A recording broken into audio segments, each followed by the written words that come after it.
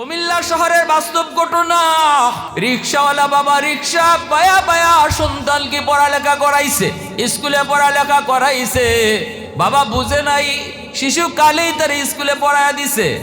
মার মনে কত আশা ছিল, বাবার মনে কত আশা ছিল, আমার সন্তান একদিন বড় হবে, মস্ত বড় অফিসার, আমাদের অভাব দূর হবে অভাব। বাস্তব একটা ঘটনা শুনাইতেছি। কুমিল্লা শহরের এই রিক্সাওয়ালা চাচা সন্তানকে লেখাপড়া করাইলো, কষ্ট করে করে সন্তানকে লেখাপড়া করাইলো। বাইরে এই ছেলে যখন ঢাকা ইউনিভার্সিটিতে যায় ঢুকলো, মেধা তার ভালো, পড়ালেখা করতেছে, ফাঁকে দিয়ে টিউশনিও করে। এখন আর খরচ তার লাগে না, বরং আরও খরচ দিতে পারে।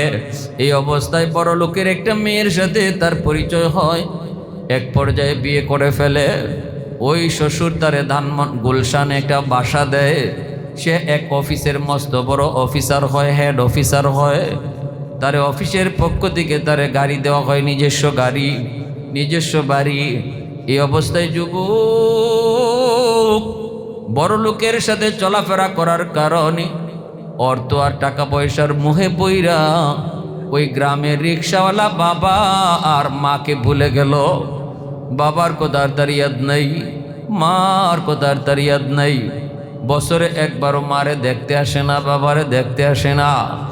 এই অবস্থায় ঢাকা শহরের রং তামাশার ভিতরেই তার সময় যায়, দিন যায়, রাত যায়। এইদিকে দক্ষিণী মা মানুষের কাছ থেকে খবর নেই, আমার সন্তানরে তোমরা ঢাকায় কোথাও দেখছো নি? মানুষেরা কয়, মা আমরা দেখেছি তোমার সন্তান মস্ত বড় অফিসার, নিজস্ব গাড়ি দিয়া অফিসে যায়, গুলশানে তার বাসা। মানুষের মুখ থেকে মা কথাগুলি শুনি আর কান্দে আর কই, বাদান রে কেমনে তুই মারে ভুইলা গেলি? 10 মাস 10 দিন মা তোরে পেটে রাখলাম, কেমনে তুই মারে ভুইলা গেলি? ঈদের দিন চাঁদ রাত শহর থেকে সন্তান বাড়িতে পাগলের মতো যায়, কিন্তু ওই যুবক ঈদের দিনেও মারে দেখতে যায় না। দুঃখিনী মা সারাদিন রাস্তার পানে তাকায়া তাকায় শুধু কান্দে, তাকায়া তাকায় শুধু কান্দে। বাদান রে মানুষের বাড়িতে কাম কইরা কইরা তোমার পড়ালেখার খরচ দিছি, আজকে তুমি অফিসার হইয়া মাকে তুমি ভুলে গেছো। চোখের পানি জড়ায় জড়ায় কান্দে। একদিন স্বামীরে ডাক দিয়া কই, স্বামী গো একটু যাও না, নিজে যাই একটু দেখে আসো, মানুষের মুখ থেকে আর কত শুনবো, একটু নিজে যাই দেখে আসো আমাদের সন্তানের চেহারাটা কেমন। বাবা যাইতে চায় না, কিন্তু মার পিড়াপিড়িতে রাজি হয়েছে। মা কান্দে আর কয়, স্বামী গো সন্তান মাকে ভুলতে পারে, কিন্তু মা কোনোদিন সন্তান বলতে পারে না। আমি কেমনে বলবো গো স্বামী, একটু যাও। পিড়াপিড়ি করার পর বাবা আসতেছে, সন্তানকে এক নজর দেখবে। গেইটের পাশে আসা মাত্রই দারোয়ান আটকায় দিল। কাকে চান? কয় অমুকরে চাই। দারোয়ান কয়, ইনি তো আমাদের অফিসের হেড বস, আপনি এখানে একটু দাঁড়ান, আমি স্যারের পারমিশন নিয়ে আসি। এই বইলা দারোয়ান স্যারের কাছে যায়, বলতেছে, স্যার একজন গ্রামের মানুষ মনে হয় খুব অভাবে পড়ে আপনার কাছে আসছে, দেখা করতে চায়, কিন্তু আমি আপনার পারমিশন নিতে আইছি, বলেন তাকে পারমিশন দিমু কি দিমু না? সাথে সাথে ছেলে সিসি ক্যামেরা অন করে তাকায় দেখে গেইটের পাশে দাঁড়ানো মানুষটা কোনো ভিক্ষুক নয়, এই মানুষটা হলো তার রিক্সাওয়ালা বাবা। যেই বাবা রিক্সায় করে করে স্কুলে যাইতো আর স্কুল থেকে বাড়ি আইতো, কিন্তু বাবারা দেখার পরও তার দিল নরম হয় নাই। যে মানুষটা বেশি বেশি করে গুনাহ করে, গুনাহ করার কারণে তার দিল শক্ত হয়ে যায়, সহজে তার দিল নরম হয় না। দারোয়ান রে ডাক দেয় না, কয় নে 500 টাকা লইয়া যা, যে বলবি আমি খুব ঝামেলায় আছি, খুব বিজি আছি, এখন দেখা করার টাইম নেই। এটা যে বাপ, এ কথা দারোয়ান রে ছেলে কয় না, কয় নে 500 টাকা দিয়ে দিবি, আর বলবি অন্যদিন বাড়ায় দিমু। দারোয়ান আইসা কয়, চাচা আমার স্যার বড় ব্যস্ত মানুষ, এখন দেখা করার টাইম নাই, সুযোগ নাই। এই যে স্যারে আপনারে 500 টাকা দিছি আর বলছে এই টাকাটা নিয়ে আপনি চলে যান, অন্য কোনো দিন আসলে পরে আরো বাড়ায় দিবে। তখনই বাবা চোখের পানি ফেলে কান্দে আর কই, বাজান রে আমি ভিক্ষুক না রে বাজান, ভিক্ষা নিতে আমি আসি নাই, আমি আল্লাহ সওয়াল করতে আসি নাই, আমি এসেছি এক নজর আমার সন্তানের চেহারাটা দেখার জন্য। আমি শুধু চেহারাটা এক নজর দেখব, এরপরে আমি চলে যাব। সাথে সাথে দারোয়ান চিৎকার দিয়ে মাটিতে পড়ে গেছে। দারোয়ান কই, চাচা আপনি বুঝি আমার স্যারের বাবা? কই, হ বাজান, মনে হয় আমার ছেলে জানে না, মনে হয় আমার ছেলে বুঝে নাই, আমার চিনে নাই, দেখলে তো চিনতো, দেখে নাই তো চিনবো কেমনে? তুমি গিয়া কেমনে জানি কইছো, মনে করছে আমি ভিক্ষুক, একটু যায় কও আমি ভিক্ষুক না, আমি ভিক্ষা নিতে আসি নাই। তখনই দারোয়ান আরো কান্দে, চিল্লায় কান্দে। দারোয়ানে কই, চাচা গো আমার স্যারে আপনার এই সিসি ক্যামেরা দেখছে ও চিনছেও, এরপরও আপনাকে দেখা করতে চায় না, এই 500 টাকা দিয়ে আপনারে বিদায় করতেছে। চাচা ধৈর্য ধরেন, সন্তান আর আপনার নাই, সন্তান আর আপনার নাই। এই কথাটা বলা মাত্রই বাবায় মাটিতে পইরা মাথায় হাত দিয়ে আল্লাহর কাছে কই, মালিক মালিক আমি বদদুয়া দেই নাই, কারণ আমার একমাত্র সন্তান, বদদুয়া দিলে কবুল হয়ে যাবে। তোমার কাছে দোয়া করি, আল্লাহ তুমি আমার সন্তান রে সঠিক বুঝটা দিও, হেদায়েত দান কইরো। এই বইলা বাবা কানতে কানতে বাড়িতে রওনা দিয়ে দিছে। মা দৌড়ে আইসা ধরছে স্বামীরে, স্বামী গো একটু কও না কেমন দেখে আসছো? বাবা কথা বলতে পারে না, টুট মুখ কাঁপতেছে। বিবি গো তোমার ছেলে মস্ত বড় অফিসার, আমার সাথে দেখা করার টাইম নাই। বিস্তারিত ঘটনা বলছে কান্না করে করে। মা চিৎকার দিয়া মাটিতে পইরা আল্লাহরে কয়, মালিক বদদুয়া দেই না, আল্লাহ আমার সন্তান রে তুমি বিপদে ফেলায়ও না, সঠিক বুঝ দিও, হেদায়েত দান কইরো।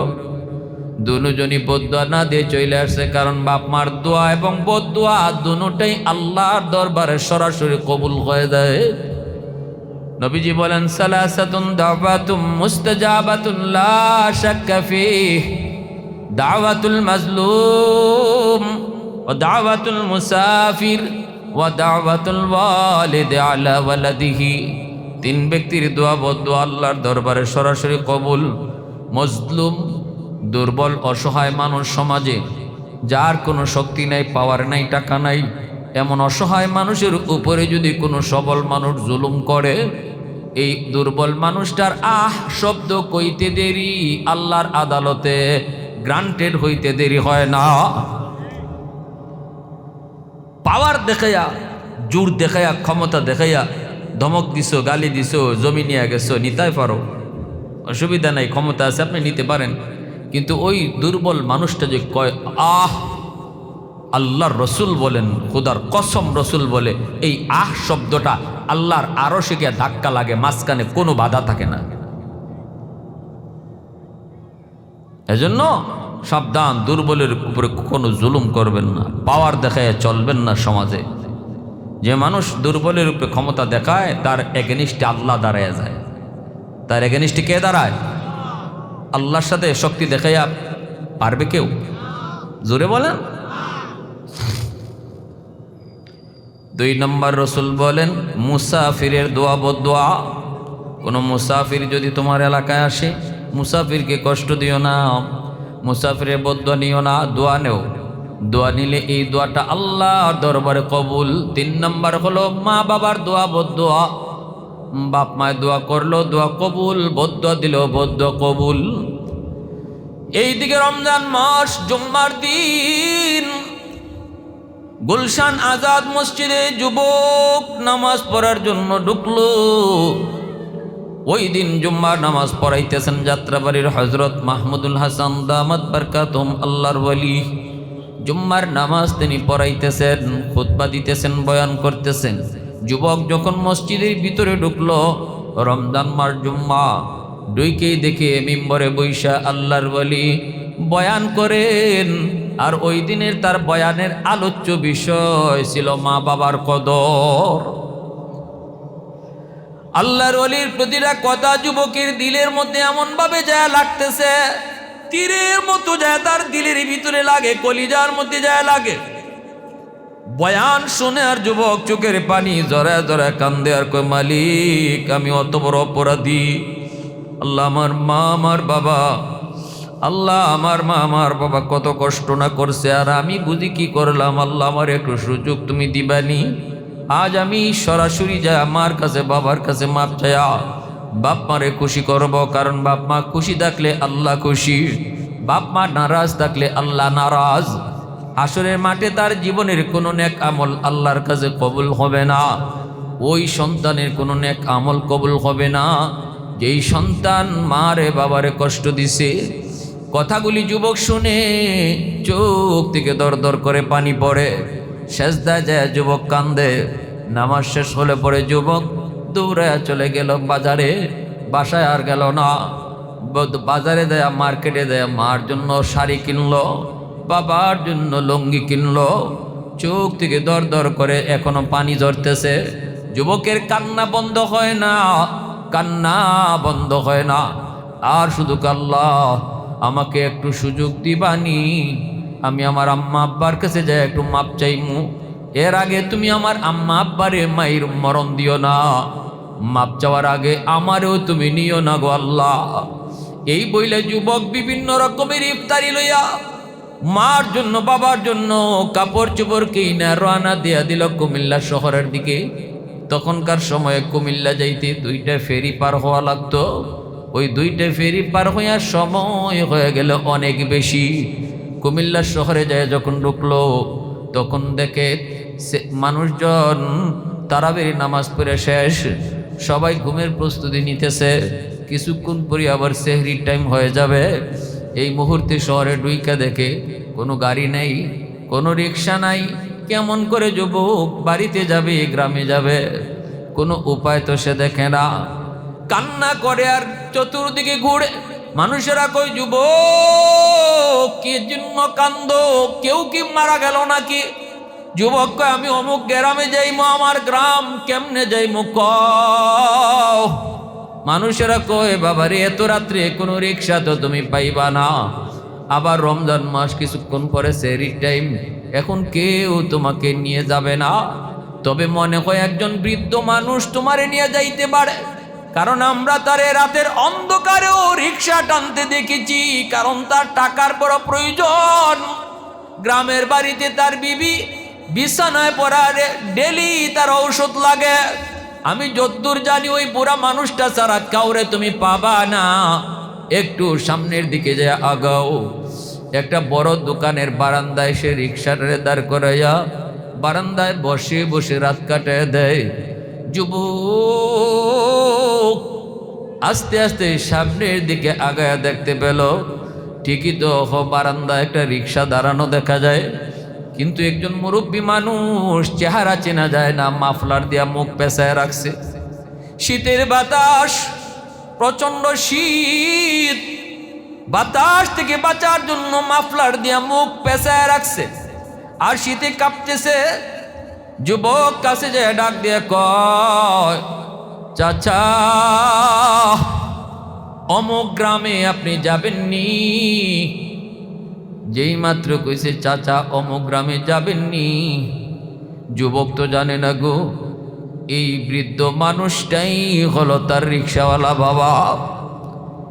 সন্তান যেই মাত্র চাচা কয়া কইছে যাবেননি, সাথে সাথে বাবা, যদিও সন্তানের চেহারা দেখছে না, মাথাটা নিচের দিকে, তবুও সন্তানের কণ্ঠ শুনে বাবা চিনে ফেলেছে এই যুবক আর কেউ নয়, তার সন্তান, কলিজার টুকরা সন্তান। বাবা মাথাটা আর তুলে নাই, কারণ সন্তানের কণ্ঠ কখনো বাপ মা ভুলে না। কণ্ঠ কখনো এক হয় না। যতই কণ্ঠ দেখা যায় একরকম, পৃথিবীর কোনো মানুষের কণ্ঠ একরকম হয় না, ঠিক না? নিজরে করে পৃথিবীর কোনো মানুষের কণ্ঠ কোনো রকম এক হয় না। বাইরা বন্ধুরা, এজন্য বলতেছিলাম, দেখেন একটা ঘটনা বলি। ছোট ছোট বাচ্চা, দুধের বাচ্চা যদি এক জায়গায় ওয়া ওয়া করে, ওয়া ওয়া আওয়াজটা যদি একরকম হয়, তবুও কোন সন্তানটা মা সন্তানের ওয়া ওয়া আওয়াজটা শুনে এই সন্তান চিনে ফেলে। আমি একবার আমাদের এলাকার একটা ব্রিজে মাগরিবের পরে অন্ধকারে একটু বাতাস খাইতে গেছি। বিভিন্ন জেলার বিভিন্ন মানুষজন এখানে আসে, ঘুরতে আসে, জায়গাটা সুন্দর। চটপটি খাইতেছে কিছু মানুষ, তো ওইখানে একটা ফুল ফ্যামিলি। তো অন্ধকারে আমি যে বলতেছি চটপটিওয়ালারে, ভাই আর কোনো চেয়ার আছে একটু, আমরা একটু বসবো, একটু চটপটি খাবো, এতটুকু শুধু বলছি। ভাই আর কোনো চেয়ার আছে? অন্ধকার কিন্তু আমারে পুরোপুরি দেখা যায় না। সে আমারে দিছে জায়গা, দেওয়ার পরে এই যে ফ্যামিলিটা এখানে তারা চটপটি খাইতেছে, ওরা বহু দূর থেকে আসছে এখানে। আমার কণ্ঠ শুনেই এদের ভিতর থেকে একজন দৌড় দিয়ে আমার কাছে আসছে, আইসা চেহারা না দেখেই কইতেছে, হুজুর আপনি নাসিরউদ্দিন আনসারী না? আমি তো আশ্চর্য। আমি বললাম, কেমনে বুঝলেন? হুজুর আপনি যে শুধু আগে বলছেন যে ভাই আর কোনো চেয়ার আছে, এই শব্দটাতেই আমি চিনে ফেলছি আপনি নাসিরউদ্দিন আনসারী। মানুষের কণ্ঠ কখনো এক হবে? আল্লাহ কত বড় কারিগর! পৃথিবীর শুরু থেকে নিয়ে শেষ পর্যন্ত কত বড় কারিগর আমার আপনার মালিক। দুই একটা স্যাম্পল একত্রিত করে দেখেন, 100টা 50টা করার পরে আপনার মাথায় আর কোনো স্যাম্পলই আসবে না, ঠিক না? নিজের এখন আপনি আর কিছু পাবেন না খুঁজে যে আর একটা নতুন কি আনতে পারেন। আজকেও যখন আসতেছি আমার কালাম ভাইয়ের সাথে, আপনাদের এলাকারই চোখনগরের এক পাম্পে নামাজ পড়ছি, পিছনে একজন হুজুর নামাজ শেষ হওয়ার পর উনি বলতেছে, হুজুর আমি শুধু আপনার সালামটা গিয়ে পাইছি, আসসালামু আলাইকুম রহমতুল্লাহ, আমি ইমামতি করছি, আপনি সালাম ফিরাইছেন? আমরা তো পিছনে, আপনার সামনে, আপনার সালাম যে ফিরাইছেন, সালামের টোনটা শুনে আমি বুঝে ফেলছি আপনি নাসিরউদ্দিন আনসারী। মানুষ, আল্লাহ পাক রব্বুল আলামিন, আরো বিশেষ করে মা আর বাবা কখনো সন্তানের কণ্ঠ ভুলে না। যেই মাত্র ছেলে কইছে, চাচা অমুক গ্রামে যাবেন, সাথে সাথে বাবা মাথাটা নিচের দিকে রেখেই বলতেছে, চোখটার উপরে তুলে নেই, চোখ মুখার উপরে উঠায় নেই, মাথাটা নিচের দিকে রেখেই বাবা তখন কয়, হ বাজান যাব। ছেলে তখন বলতেছে, কত টাকা ভাড়া দেওয়া লাগবে? তখনই বাবা মাথাটা নিচে রেখেই চোখের পানি জড়ায় জড়ায় কাঁদতেছে আর বলতেছে, বাজান রে, জীবনে কতদিন তোমার এই রিক্সায় তুলসি আর নিছি, কোনো দিন তো ভাড়া চাই নাই, আজকেও তোমার কাছ থেকে ভাড়া নিব না। যেই মাত্র এই কথা বলছে, ছেলের সাথে সাথে গলা জড়ায় ধরছে, কে গো আপনি কে? সাথে সাথে বাবা মাতার মাফলারটা সরায় কয়, চিনোনি এই বুড়া মানুষটারে? বাবার গলা জড়ায় ধরায়, পা জড়ায় ধরায় ছেলে কান্দে, বাবাও কান্দে। ছেলে কয়, আব্বা আমি বহুত বড় অন্যায় করে ফেলেছি, বহুত বড় ভুল করে ফেলেছি, শয়তানের ধোঁকায় পড়ে আমি এমন করছি, আব্বা আমারে মাফ করো, মাফ করো, মাফ করো। পায়ে ধইরা যখন কান্না শুরু করছে, টান দিয়া বাবা বুকে উঠাইয়া কপালে চুমু খাওয়া শুরু করছে। বাড়ির পাশে গিয়া দরজার সামনে যখন আম্মা কুয়া ডাক দিছে, অসুস্থ মা ছিল বিছানায়, সন্তানের আম্মু ডাক শোনা মাত্রই মা সাথে সাথে সুস্থ হয়ে গেছে। মার পা জড়ায় ধইরা কান্দে, মা কপালে চুমা খায়। ওই যে বাপ মায়ের দোয়া করছিল, আল্লাহ সন্তানরে সঠিক বুঝ দিও, হেদায়েত দিও, বদুয়া দেই না। আমার রসুল কয়, দোয়া দিল দোয়া কবুল, বদুয়া দিল বদুয়া কবুল। এজন্য আপনাদেরকেও বলবো, সন্তান যদি কখনো অন্যায় করে বদুয়া দিয়েন না, বিপদে পড়লে মা কানতে হবে, বাবাই কানবে। যদি আজকে আমার সন্তানকে দিন শিখাই, এই আপনাদের মাদ্রাসায় পড়াই, কোরআনের মহব্বত কলিজায় লইয়া যায়। আমার নবী মা বাবার বিষয়ে কি করছেন, কি বলছেন, আমার আল্লাহ কি বলছেন, ওই শিক্ষাটা যদি সন্তান কলিজায় নিয়ে যায়, সন্তান ডাক্তার হলো বাপ মারে বৃদ্ধাশ্রমে রাখবে না, ইঞ্জিনিয়ার হলো বৃদ্ধাশ্রমে রাখবে না। আর যদি আপনি হাফেজ আলেম বানাইবার নিয়ত করেন তাহলে নূরুন আলা নূর, কিয়ামতের ময়দানে আল্লাহ নূরের একটা মুকুট লইয়া দাঁড়ায় কইব, কই তোমরা বাপ মা নবীর আব্বা আম্মায় কইব আল্লাহ এই যে আমরা অমুক নবীর আম্মা অমুক নবীর আব্বা। আল্লাহ বলবেন আমি তো কোনো নবীর বাপ মাকে তালাশ করি না। ওই অবস্থায় একজন হাফেজের মা হাফেজের বাবা আইসা কইব আল্লাহ এই যে আমি অমুক হাফেজ সাহেবের আম্মা অমুক আলেমের আব্বা। আল্লাহ হাসরবাসীর সামনে বলবেন আমি তো তোমাদেরকেই খুঁজতেছি।